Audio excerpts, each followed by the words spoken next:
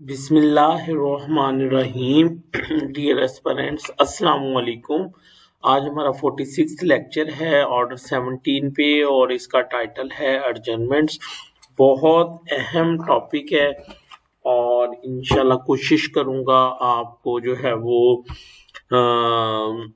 Easy way में deliver कर पाऊँ, समझा पाऊँ।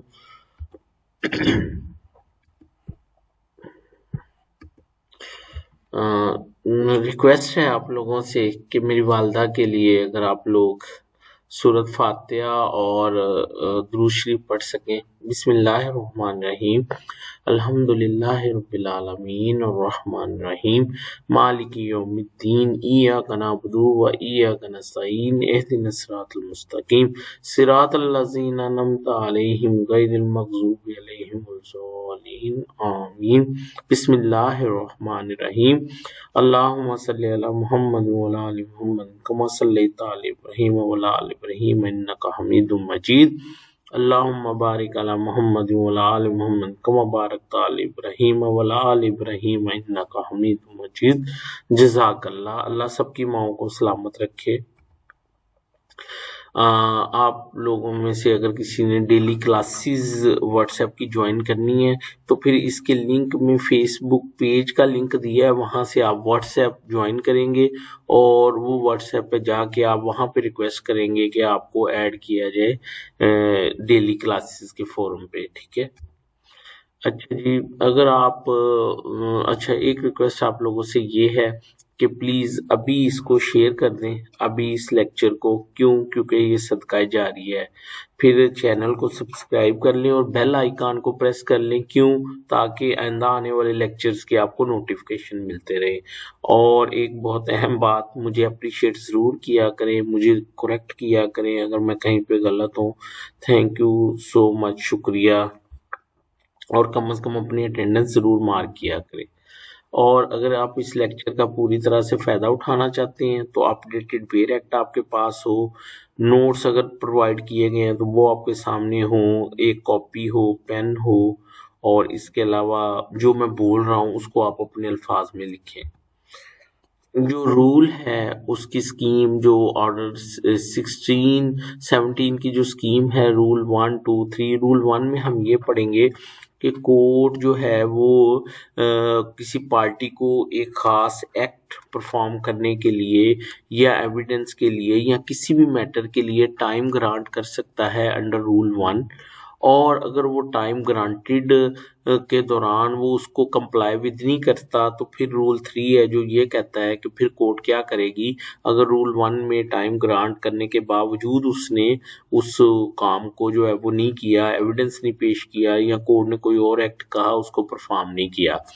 अच्छा, रूल 2 जो है वो रूल 1 और 3 से इस तरह से डिफरेंट है कि ये तब अप्लाई होगा जब एक पार्टी जो है वो कोर्ट में अपीयर ही नहीं हुई ऑन दी अर्जेंट डेट। ठीक है, अच्छा मैं यहाँ पे ही आपको क्लियर कर दूं, एक है अर्जेंट डेट और एक है फर्स्ट डेट। ठीक है, अगर फर्स्ट डेट की बात करेंगे तो वो ऑर्डर 9 अप्लाई करेगा कि अगर पार्टी नहीं आई तो क्या करना है। ठीक है, और अगर डिफेंडेंट नहीं आया तो क्या करना है, प्लेंटिफ नहीं आया तो क्या करना है। लेकिन अगर एडजर्न डेट पे कोई पार्टी नहीं आई तो फिर ऑर्डर 17 रूल 2 जो है वो अप्लाई करेगा। उसको हम इंशाल्लाह डिटेल में पढ़ेंगे। अच्छा, रूल 4 और 5 इसलिए ऐड किए गए थे कि पहले ये था कि अगर होलीडे पे मतलब संडे पे गलती से वो फाइल रख दी कोर्ट ने तो अब मंडे वाले दिन उसको फिर पैरवी नोटिस जारी किया जाता था कि भाई आज तुम्हारा केस लगा हुआ है। लेकिन रूल 4 और 5 इसलिए ऐड किए गए कि अब पार्टियों को खुद ध्यान करना चाहिए कि अगर उनका केस उस डेट पे छुट्टी थी तो वो अगले दिन जो है वो लगा होगा और उन्होंने वहाँ पेश होना है। ठीक है, अच्छा जी। इसी तरह रूल 5 ये बताता है कि अगर को प्रिजाइडिंग ऑफिसर छुट्टी पे है तो उस सूरत में पार्टीज को जो है वो डेट किस तरह से मिलेगी। अब हम रूल 1 को जो है वो स्टार्ट करते हैं और उसका टाइटल जो है वो है कोर्ट में grant time and urgent hearing subject to the provision of order 23 rule 3। Order 23 rule 3 compromise के बारे में है। तो अगर पार्टीज राजीनामे के लिए डेट लेना चाहती हैं तो फिर ये रूल अप्लाई नहीं करेगा, फिर कोर्ट उनको डेट दे देगी। द कोर्ट में इफ सफिशिएंट कॉज, बोल्ड करने का मतलब ये है कि ये की पॉइंट है, आप भी अपने बेर एक्ट के ऊपर इसको हाईलाइट कर लो। If sufficient cause is shown at any stage of the suit, grant time to the parties or to any of them and may from time to time adjourn the hearing of the suit।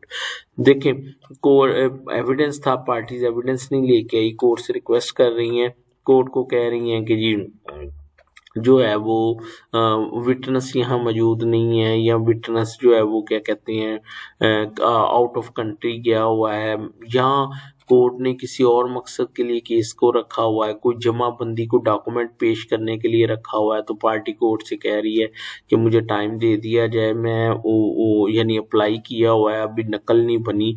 तो sufficient cause court आंखें बंद करके नहीं date देगी, sufficient cause अगर होगी तो फिर कोर्ट उसको एडजर्न करेगी। और यही सबसे बड़ी हमारी जो सिविल लिटिगेशन है उसकी सबसे बड़ी रीज़न ये है कि ये सफिशिएंट कॉज को नहीं देखा जाता, क्योंकि जो लॉयर्स हैं उनका इतना होल्ड है और जजेस जो हैं वो असर्ट नहीं कर पाते, तो वो फिर डेटें जब कोर्ट देती चली जाती है तो केस जो है वो लिंगर ऑन होता है। अगर सफिशिएंट कॉज को स्ट्रिक्टो सेंस में अप्लाई किया जाए तो केस जल्दी जो है वो डिसाइड हो सकता है। ठीक है, अच्छा, is shown at any stage of the suit, grant time to the party to or to any of them and may from time to time adjourn the hearing of the suit.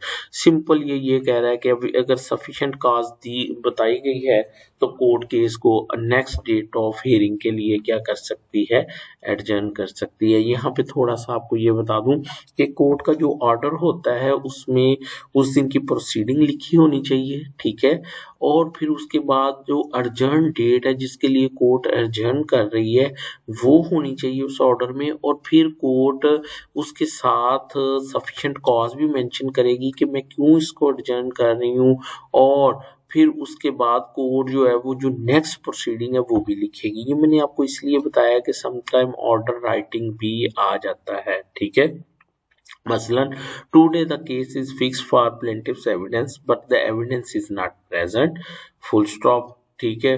There is a request for an adjournment by the learned counsel for the plaintiff on the ground that one of the witness is seriously ill and admitted in the hospital. The date mentioned by the learned counsel is a sufficient cause, so the an adjournment is hereby granted and now the case is fixed for plaintiff evidence for 10/12/2020 whatsoever. तो ये एक मैंने आपको order बताया जिसमें ये सारी चीजें, नीचे मैंने सफिशिएंट कॉज की जो है वो आपको एग्जांपल बताई हैं कि अगर कौंसल बीमार हो गए हैं या वो मौजूद नहीं है, वो आउट ऑफ सिटी हैं, या कोई बहुत शॉर्ट डेट दी गई केस को प्रिपेयर करने के लिए लेकिन कोर्ट कौंसल उस केस को प्रिपेयर नहीं कर सके, या जो विटनेसेस थे उनकी प्रॉपरली तलबी नहीं हो सकी, तो ये रीजंस हैं जिनकी यानी एग्जांपल्स हैं जिनकी बुनियाद पे केस क्या हो जाएगा, वो उस कोर्ट उसको एडजर्न कर सकती है। उसके बाद इसका रूल 3 है, where sufficient cause is not shown for grant of an adjournment under sub rule 1 the court shall proceed with the suit forthwith, ठीक है। और अगर पार्टी ने जो है वो सफिशिएंट कॉज नहीं देगी तो फिर कोर्ट केस को प्रोसीड करेगी। मसलन कोर्ट ने केस को रखा हुआ है किस लिए, for arguments over application for grant of temporary injunction, और अगर कोई सफिशिएंट ग्राउंड नहीं बताएगी और आर्गूमेंट भी नहीं किए गए तो कोर्ट क्या करेगी, उस एप्लीकेशन का फैसला करके तो केस को कहाँ आगे लेके चलेगी, ठीक है। तो सफिशिएंट कॉज का जो है वो बताना जो है वो जरूरी है, उसके बगैर जो है कोर्ट जो है वो यानी जो लॉ है वो ये है कि कोर्ट उसके बगैर जो है एडजर्नमेंट जो है वो नहीं देगी और केस को आगे लेके जो है वो चलेगी। ठीक है, मसलन अगर पार्टी को जवाब दावे के लिए था या रिटर्न एप्लीकेशन के जवाब के लिए था तो कोई सफिशिएंट काज नहीं आई तो प्रोसीड विद द सूट का मतलब है कोर्ट उसका राइट क्लोज करके तो उसको फिर जो है वो आगे लेके चलेगी। ठीक है, उसके बाद आगे चलता हूँ। रूल 1 जो है उसका सब रूल 2 है cost of the adjournment. In every such case the court shell fix a day for the further hearing of the suit and may make such order as it think fit with respect to the cost of gain by the adjournment। देखिए को आपने अक्सर देखा होगा court हर जाने के साथ date देती है तो वो बेसिकली आर्टिकल 17 रूल सब रूल 2 है और मे का मतलब है कि ये कोर्ट की डिस्क्रिप्शन है। ठीक है, when the hearing of the evidence has once begun the hearing of the suit shall be continued from day to day until all witnesses in intentions have been examined unless the court find the adjournment of the hearing beyond the following day to be necessary for reason to be recorded। और ये proviso ये कहता है कि अगर एक दफा evidence शुरू हो गया तो फिर कोर्ट उसको मुकम्मल करेगा, कब डे टू डे बेसिस पे वो एविडेंस जो है वो पार्टीज का जो है वो मुकम्मल होगा। और अगर कोर्ट उसमें कोई लंबी डेट करना चाह रही है तो फिर कोर्ट को जो है उसमें रीजंस लिखनी पड़ेंगी। कोर्ट लिख सकती है कि मेरे पास रश ऑफ वर्क है और मैं इसको डे टू डे नहीं चला सकती तो फिर कोर्ट उसको थोड़ा सा नियर डेट के ऊपर कोर्ट जो है उसको क्या कर सकती है एडजर्न कर सकती है, या पार्टीज कोई ऐसी रीजन बताती हैं तो फिर कोर्ट उसको जो है वो एट फॉर यानी एक दिन से ज्यादा की डेट पे कोर्ट उसको एडजर्न कर सकता है।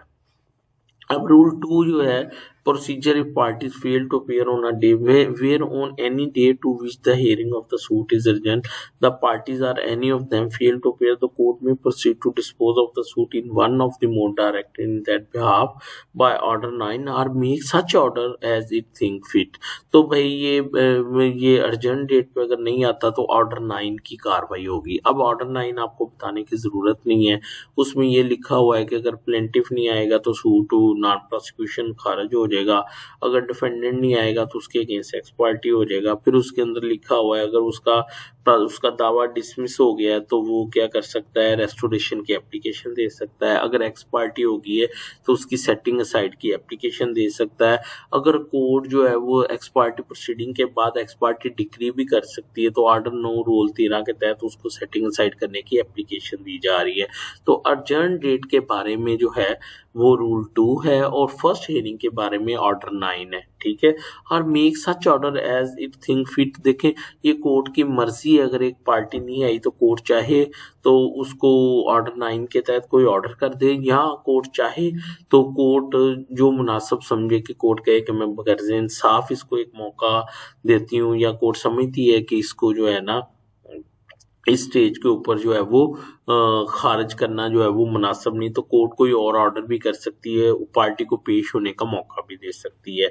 अब लिमिटेशन और रूल 2 क्या है, not applicable to execution proceeding. देखें एग्जीक्यूशन प्रोसीडिंग जो है ना वो अगर मसलन डिसमिसल इन डिफॉल्ट हो जाती है तो उसके बाद वो पार्टी जो है ना वो रूल 2 नहीं अप्लाई करेगा या ऑर्डर 9 अप्लाई नहीं करेगा, बल्कि वो नई एप्लीकेशन मूव कर सकता है सब्जेक्ट टू सेक्शन 48 जो लिमिटेशन की बात करता है। ठीक है, या वो अंडर सेक्शन 151 उसी एप्लीकेशन को रीस्टोर करने की जो है वो एप्लीकेशन जो है वो मूव कर सकता है। ठीक है, दूसरा ये rule 2 is applicable only where the case was adjourned for hearing and not for other purposes. देखिए मेरी एक बात सुने, कोर्ट ने फाइनल डिसीजन के लिए केस रखा हुआ है तो इसको हम हियरिंग के लिए नहीं कहेंगे। ठीक है, तो अगर उस दिन पार्टीज नहीं आती तो कोर्ट जो है वो फाइनल आर्गुमेंट में केस को जो है वो डिसमिस इन डिफॉल्ट नहीं कर सकता, बल्कि कोर्ट केस का क्या करेगा फैसला करेगा। या कोर्ट ने बराए हुक्म एक फाइल को रखा हुआ है तो कोर्ट अब उस फाइल को डिसमिसल इन डिफॉल्ट नहीं कर सकता। उसकी रीजन ये है कि अब वो हियरिंग के लिए केस नहीं है। ठीक है, हियरिंग के लिए जहां पे पार्टीज की कुछ लायबिलिटी बन रही हो तो उस सूरत में कोर्ट जो है रूल 2 या रूल 3 के तहत ऑर्डर करेगी। अदरवाइज अगर कोर्ट के पार्ट पे कोई काम है तो फिर कोर्ट पार्टी के अगेंस्ट ऑर्डर नहीं करेगी, चाहे वो पार्टी जो है वो नहीं आई। In other word dismissal in default should only be order where plaintiff by his conduct make it impossible for the court to proceed with the trial। ये उसने एक टेस्ट भी बता दिया है कि वो अगर प्लेंटिफ का आपने दावा खारिज करना है तो फिर कुछ ऐसे सरकमस्टांसिस होने चाहिए कि प्लेंटिफ की गैर मौजूदगी में कोर्ट केस को प्रोसीड ही नहीं कर पाएगी, तो उस सूरत में कोर्ट उसको रूल 2 के तहत जो है वो ऑर्डर कर सकती है। ठीक है, अब रूल 3 बहुत इंपॉर्टेंट है।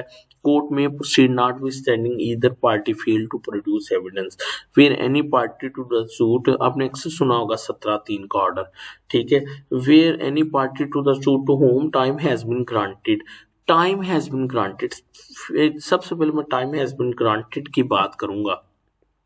क्या मतलब कि उसको ऑर्डर 17 रूल 1 के तहत उसको जो है वो पार्टी को क्या दिया गया था, टाइम दिया गया था। अच्छा, मैं आपसे एक पूछता हूँ कि अगर पिछली जो डेट थी, ठीक है, पिछली जो डेट थी उसमें जज साहब छुट्टी पे थे, तो क्या हम कह सकते हैं टाइम हैज बीन ग्रांटेड?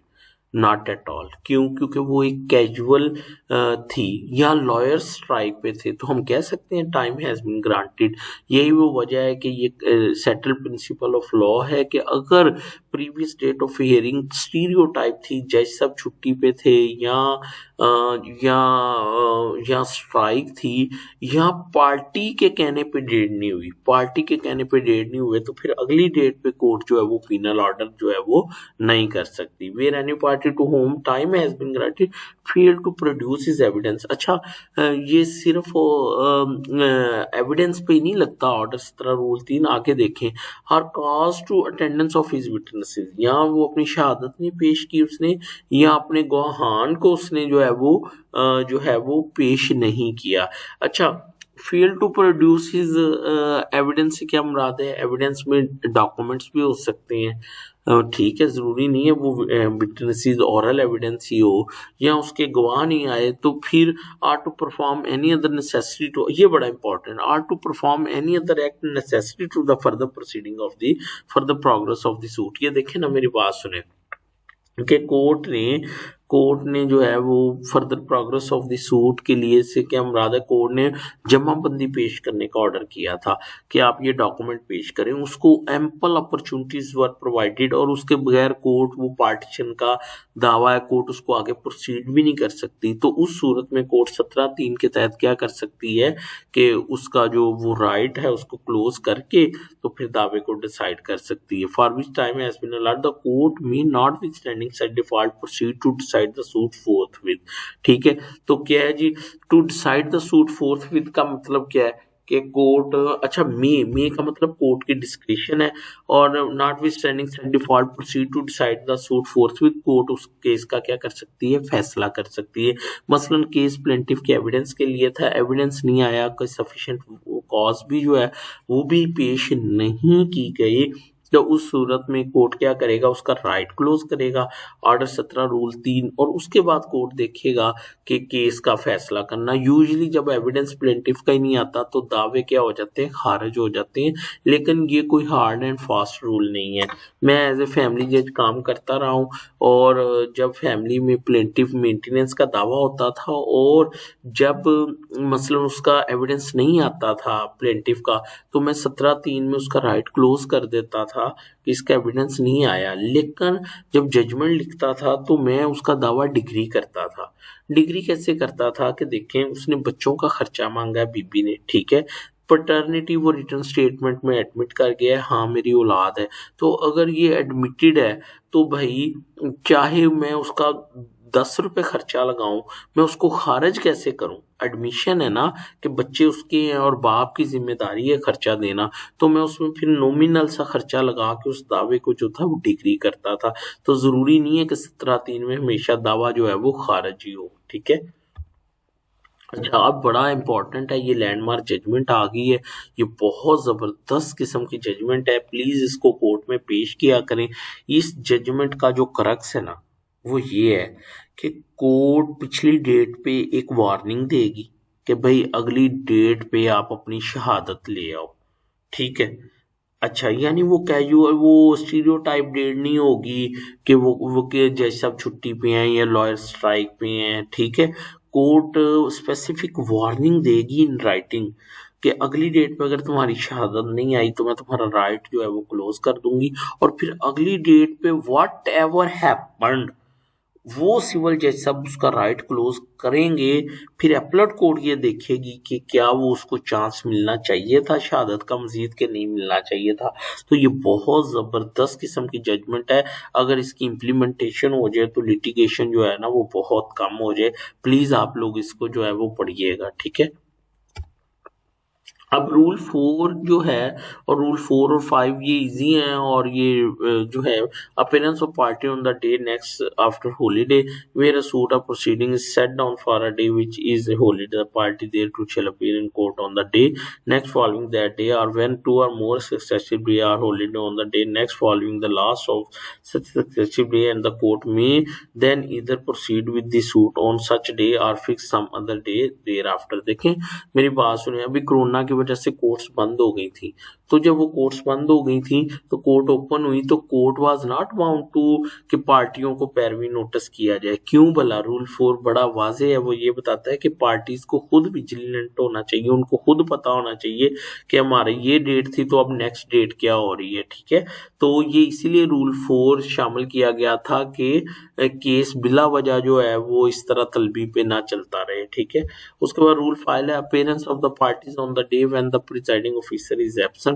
जब जज सब छुट्टी पे उस डेट पे क्या होगा? When on any day the presiding officer of the court is absent by reason of illness or any other cause, the parties to the suit of proceeding set down for that day notwithstanding the knowledge that the presiding officer would be absent shall appear in the court house on that day, and the ministerial officer of the court authorized in that behalf shall hand over to the party slip of paper specify the other dates fixed for proceeding with the suit or proceeding and signed by him। तो जो reader होगा वो क्या करेगा? Parties को एक chit के ऊपर डेट लिख के अपने साइन करके स्टैंप लगा के देगा, ताकि पार्टी को पता हो कि मैंने जो है वो मेरी ये नेक्स्ट डेट है। तो ये रूल 5 था, तो बहुत इजी है। जज़ाकल्लाह, होप कि आप लोगों को जो है वो समझ आ गई। ये था हमारा ऑर्डर 17। मुझे अपनी दुआओं में याद रखिएगा। जज़ाकल्लाह।